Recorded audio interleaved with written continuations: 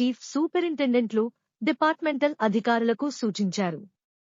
ఈ నెల 24 నుండి జూన్ 3 వరకు ఉదయం 9 గంటల నుండి మధ్యాహ్నం 12 గంటల వరకు కొనసాగనున్న ఇంటర్మీడియట్ ప్రథమ, ద్వితీయ పరీక్షలు, ఒకేషనల్ పరీక్షల నిర్వహణపై సోమవారం కలెక్టరేట్లోని ప్రధాన సమావేశ మందిరంలో ఏర్పాటు చేసిన సమావేశంలో అధికారులకు దిశానిర్దేశం చేశారు.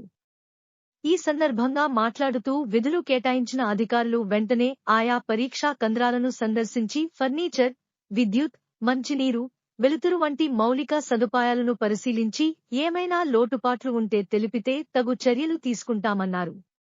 జిల్లాలో ఇంటర్మీడియట్ ప్రథమ, ద్వితీయ సంవత్సరం సప్లిమెంటరీ పరీక్షలకు 10,511 మంది విద్యార్థులు హాజరు కానున్నారని, ఇందుకోసం 29 కేంద్రాలలో పరీక్షలు నిర్వహిస్తున్నామన్నారు.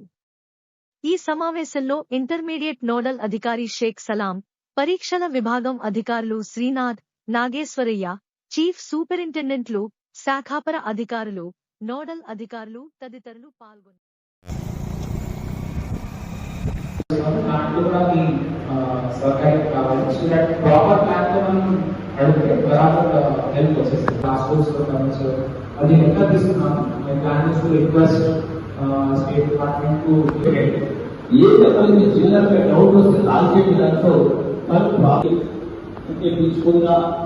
తర్వాత అట్లాంటివి చెడుపుకి ఉద్యోగం గురించి భయం లేకుండా వాళ్ళు ఎక్కడైనా చేస్తున్నారంటే దానివల్ల చీఫ్ సూపరింటెండెంట్ ఉద్యోగానికి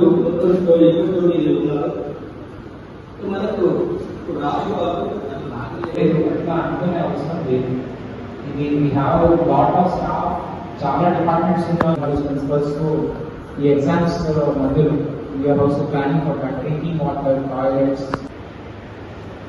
థ్యాంక్ యూ వెరీ మచ్. ఇప్పుడు మేము అది ఇంటర్ కాలేజ్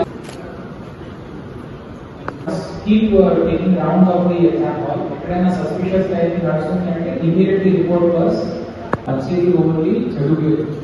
సో ఫెయిల్ అయిన దీనికి లోకల్ మొత్తము 6 సెంటర్స్